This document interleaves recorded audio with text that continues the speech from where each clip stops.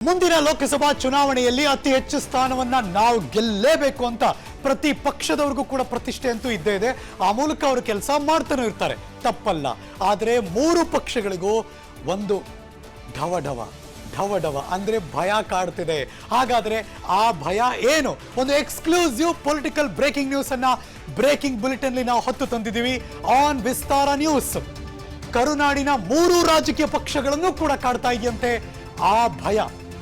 ಲೋಕ ಸಮರದ ರಣತಂತ್ರದ ನಡುವೆ ಕೂಡ ಆತಂಕಕ್ಕೊಳಗಾಗಿದ್ದಾರೆ. ಹಾಗಾದ್ರೆ ಟೆನ್ಷನ್ ಏನು? ಬರ್ತಾ ಇದೆ ಬ್ರೇಕಿಂಗ್ ನ್ಯೂಸ್.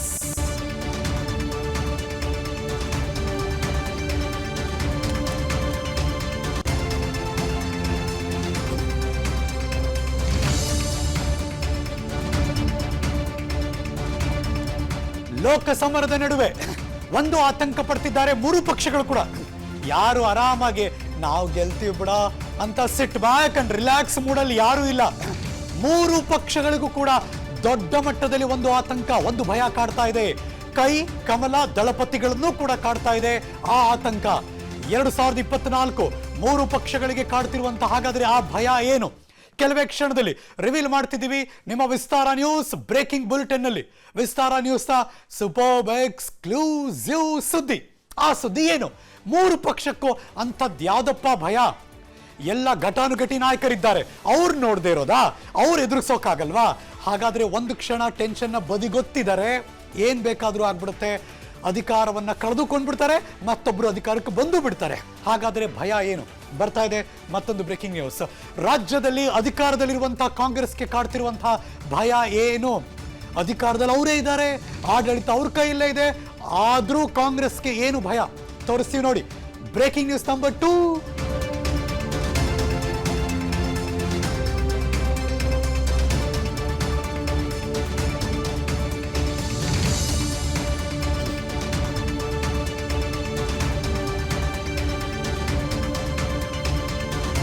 ಮೊದಲಿಗೆ ಕರ್ನಾಟಕವನ್ನು ಆಳುತ್ತಿರುವ ಕಾಂಗ್ರೆಸ್ ಪಕ್ಷಕ್ಕೆ ಮುಂದಿನ ಲೋಕಸಭಾ ಚುನಾವಣೆ ಯಾಕೆ ಭಯ ಅಂದರೆ, ಪ್ರಧಾನಿ ನರೇಂದ್ರ ಮೋದಿಯವರ 9 ವರ್ಷಗಳ ಯಶಸ್ವಿ ಆಡಳಿತ ದೇಶದಲ್ಲಿ 2 ಬಾರಿ ಅಧಿಕಾರಕ್ಕೆ ಏರಿದರೂ ಕಳಂಕರಹಿತ ಆಡಳಿತ ಕೊಟ್ಟಿರುವುದು.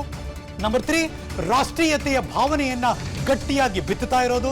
ನಂಬರ್ 4, ಕೋಟ್ಯಾಂತರ ಹಿಂದೂಗಳ ರಾಮ ಮಂದಿರ ಕನಸನ್ನ ಪೂರೈಸಿದ್ದು. ನಂಬರ್ 5, ಕಾಂಗ್ರೆಸ್ಗೆ ಭಯಕ್ಕೆ ಕಾರಣ ಆಗಿರುವಂತಹ ಈ ವಿಚಾರಗಳಿದೆಯಲ್ಲ, ಇದು ಮುಂದಿನ ಲೋಕಸಭಾ ಚುನಾವಣೆಯ ದೃಷ್ಟಿಕೋನದಲ್ಲಿ ಕಾಂಗ್ರೆಸ್ಗೆ ಆಗುತ್ತಿರುವಂತಹ ಭಯ. ಬಿಜೆಪಿ ಮತ್ತು ಜೆಡಿಎಸ್ಗೂ ಭಯ ಇದೆ, ಬರ್ತೀನಿ ಆಮೇಲೆ ನಾನು ಆ ಭಯವೂ ಏನು ಅಂತ ಹೇಳುವುದಕ್ಕೆ. ಆದರೆ ಈಗ ಕೈ ನಾಯಕರಿಗೆ ಕಾಡ್ತಿರುವಂತಹ ಭಯ ಏನು ಅನ್ನೋದನ್ನ ನಾವು ನಿಮ್ಮ ಮುಂದೆ ಇಡುವಂತಹ ಪ್ರಯತ್ನ ಮಾಡಿದ್ವಿ. ಭಯ ಇದ್ರೆ ಕಾಂಗ್ರೆಸ್ನವರು ಕೈ ಕಟ್ಟಿ ಸುಮ್ಮನೆ ಹಾಗೆ ಕೂತ್ಬಿಡ್ತಾರಾ? ಅಫ್ಕೋರ್ಸ್ ತಿರುಗಿಬಿಡ್ತಾರೆ. ಅಫ್ಕೋರ್ಸ್ ಅವರು ಕೂಡ ರಣತಂತ್ರವನ್ನು ರೂಪಿಸ್ತಾರೆ, ಅವರು ಕೂಡ ತಂತ್ರಗಾರಿಕೆಯನ್ನು ಮಾಡ್ತಾರೆ. ಹಾಗಾದರೆ ಕಾಂಗ್ರೆಸ್ ಪಕ್ಷ ಮುಂದಿನ ಲೋಕಸಭಾ ಚುನಾವಣೆಗೆ ಅವರಿಗಾಗಿರುವ ಭಯವನ್ನು ಮೀರಿಸಿ ಹೆಚ್ಚು ಸ್ಥಾನವನ್ನು ಗೆಲ್ಲೋದಕ್ಕೆ ಏನು ತಂತ್ರಗಾರಿಕೆ ಮಾಡ್ತಿದ್ದಾರೆ? ಒಂದು ಎಕ್ಸ್ಕ್ಲೂಸಿವ್ ಇನ್ಸೈಡ್ ಇನ್ಫಾರ್ಮೇಶನ್ ನಿಮ್ಮ ಮುಂದೆ ಇಡ್ತಾ ಇದ್ದೀವಿ ನಾವು. ಹಾಗಾದರೆ ಕಾಂಗ್ರೆಸ್ ತಂತ್ರಗಾರಿಕೆ ಏನು? ಗ್ಯಾರಂಟಿ ಫಲಾನುಭವಿಗಳನ್ನು ಗುರುತು ಮಾಡೋದು. ನಮ್ಮಿಂದ ನಿಮಗೆ ಬೆನಿಫಿಟ್ ಆಗಿದೆ, ನೀವು ಫಲಾನುಭವಿಗಳು ಅಂತ ಮನೆ ಮನೆಗೂ ಕಾಂಗ್ರೆಸ್ ಗ್ಯಾರಂಟಿಗಳ ಪ್ರಚಾರವನ್ನ ಈಗಾಗಲೇ ಶುರು ಮಾಡಿಕೊಂಡಿದ್ದಾರೆ, ತಲುಪಿಸುವಂತಹ ಪ್ರಯತ್ನ ನಡೀತಾ ಇದೆ. ದೇಶಕ್ಕೆ ಕಾಂಗ್ರೆಸ್ ಕೊಡುಗೆ ಪ್ರಚಾರವನ್ನು ಮಾಡುವ ನಿಟ್ಟಿನಲ್ಲಿ ಕಾಂಗ್ರೆಸ್ನವರು ಈಗಾಗಲೇ ಆ ಕಾಡುಕಿಳಿದಿದ್ದಾರೆ. UPA 1 ಮತ್ತು 2 ಕಂಟಿನ್ಯೂಸ್ ಆಗಿದ್ರಲ್ಲ, ಆಗ ಸರ್ಕಾರದ ಸಾಧನೆಗಳನ್ನ ಬೂತ್ ಮಟ್ಟದಲ್ಲಿ ಫಲಾನುಭವಿಗಳಿಗೆ ತಲುಪಿಸುವಂತಹ ಕೆಲಸವನ್ನ ಕಾಂಗ್ರೆಸ್ ಮಾಡುವ ತಂತ್ರಗಾರಿಕೆಗಳಿದ್ದಾರೆ.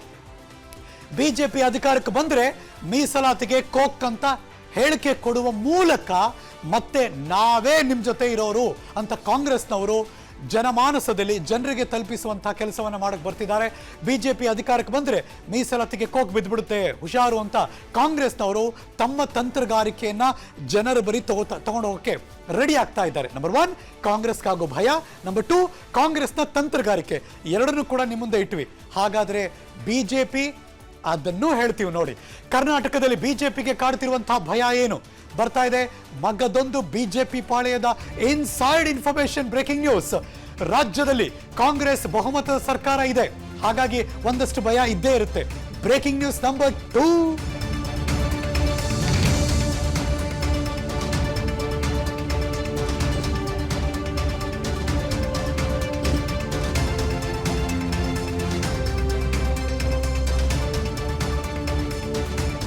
Exclusive on Vistara news, political breaking news. ಕಾಂಗ್ರೆಸ್ನವ್ರದ್ದಾಯ್ತು, ಈಗ ಬಿಜೆಪಿಯ ಸರದಿ. ಬಿಜೆಪಿಯವ್ರಿಗೆ ಯಾಕೆ ಭಯ ಕಾಡ್ತಾ ಇದೆ? ಬಹುಮತದ ಸರ್ಕಾರ ಕಾಂಗ್ರೆಸ್ ಕರ್ನಾಟಕದಲ್ಲಿದೆ, ಅಭೂತಪೂರ್ವ ಯಶಸ್ಸು. ಹಾಗಾಗಿ ಒಂದು ಲಬ್ ಡಬ್. ನಂಬರ್ 2, ಗ್ಯಾರಂಟಿಗಳನ್ನ ಕಾಲಮಿತಿಯಲ್ಲಿ ಜಾರಿ ಮಾಡಿದ್ದಾರೆ ಕಾಂಗ್ರೆಸ್ನವರು. ತಮ್ಮ ಮಾತಿಗೆ ನುಡಿದಂತೆ ನಡೆದಿದ್ದೇವೆ ಅವರ ಸ್ಲೋಗನ್ ಅದು.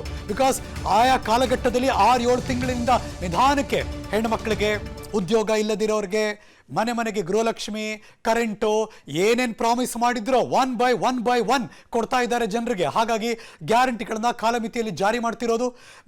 ಮೀಸಲಾತಿ ವಿಚಾರದಲ್ಲಿ ಕಾಂಗ್ರೆಸ್ ತಮ್ಮದೇ ಆದಂತಹ ಸ್ಟ್ಯಾಂಡ್ ತೆಗೆದುಕೊಂಡಿರೋದು.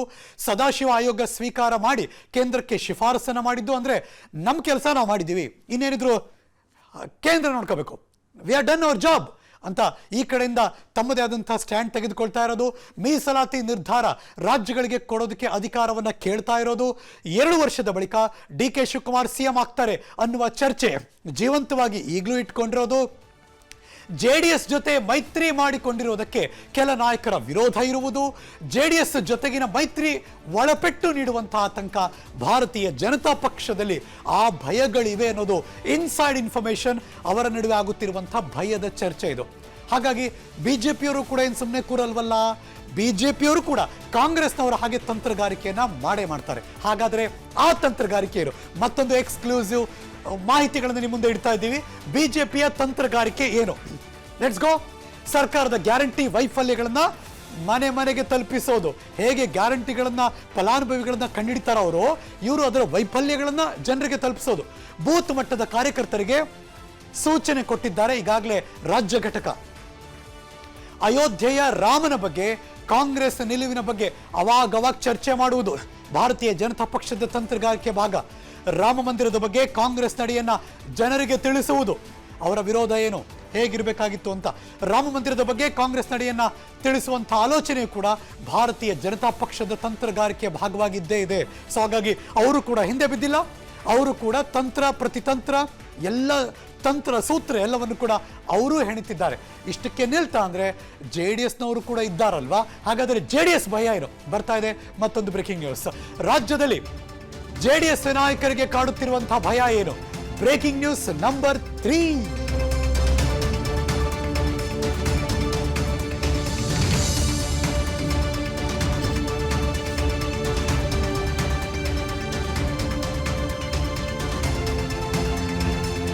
JDSಗೆ ಭಯ ಏನಪ್ಪಾ ಅಂದ್ರೆ ಒಂದೇ ಲೈನಲ್ಲಿ ಹೇಳಬೇಕು ಅಂದ್ರೆ ಸಿದ್ಧಾಂತದ ಭಯ ಅಂತ.